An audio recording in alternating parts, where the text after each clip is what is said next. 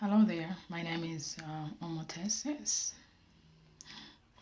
I'm here to talk about a topic that I really think there's not enough information out there. We see so many things on YouTube, so many helpful hints, but we don't really see things on how to make relationships work, such as how to make marriage, how to maintain a marriage, and how to keep a family together. And my first issue, or the issue that I've noticed, is about my fellow women thinking that they are strong and they don't need a man. That's a misconception. Every woman needs a man. I said it. I don't know. Fight me. But every woman needs a man. The same way man needs a woman, by the way. We all need each other. So I think the first problem starts in our thinking that a woman does not need a man because they're strong. Just because you have a good job, just because you have a good income, just because you look good, does not mean that you don't need a man. You need a man. As to how to keep a marriage, again, by changing your mind that you don't need a man, that will be the start. Then once you're in the marriage, some women start making more money. They go to school, they finish school, they start making more money.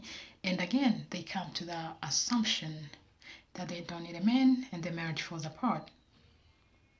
You do need a man. Again, think back. You do need a man. You found that good job, that good education. Now, how do you keep a marriage together? I really think I'm no expert. Just like any relationship, all relationships have problems, just like mine.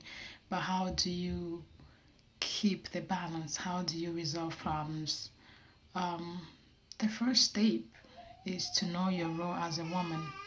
Respect your husband. Hold on a second.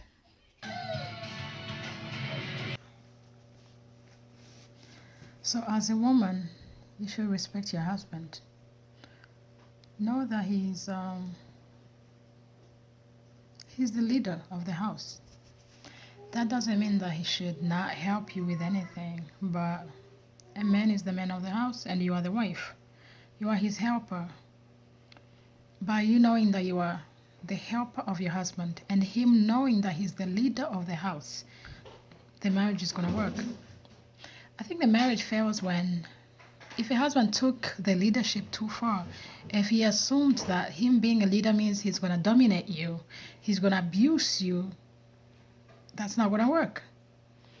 By him knowing that he's a leader, meaning he has to protect and provide, and you knowing that you are the helper, you have to be there for your husband.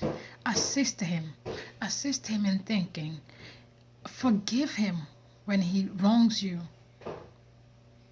Feed him. Feed your husband. There's nothing wrong with feeding your husband. A lot of women assume that by feeding your husband, cooking for him, that's doing too much for him. That's not doing too much for him. Our mothers have cooked and cooked for generations. Remember, they say the way to a man's heart is through his stomach. Feed your husband. Do not let another woman feed your husband. Spoil your husband. There's nothing wrong with that. Spoil your man and he's going to be yours. Cook for him. Serve him with a smile on your face. And that man will respect you and love you. There's more tips than feeding a man. There's more tips to making a relationship work than just feeding him and respecting him. But I'll talk about just that for today. Just respect your man. Know that you are his helper. Know that you need him. Don't assume that you don't need a man because you're there. Respect him and feed him. That's it for today. But once again, woman, you need a man just as much as a man needs you. To make a relationship work, everybody assume your roles.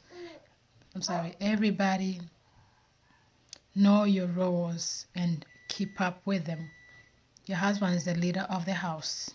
He protects and provides. You are his helper. Be there for him. Assist him. There will be more tips for next day, for another time. Bye-bye. Once again, it's on thesis. Peace and love.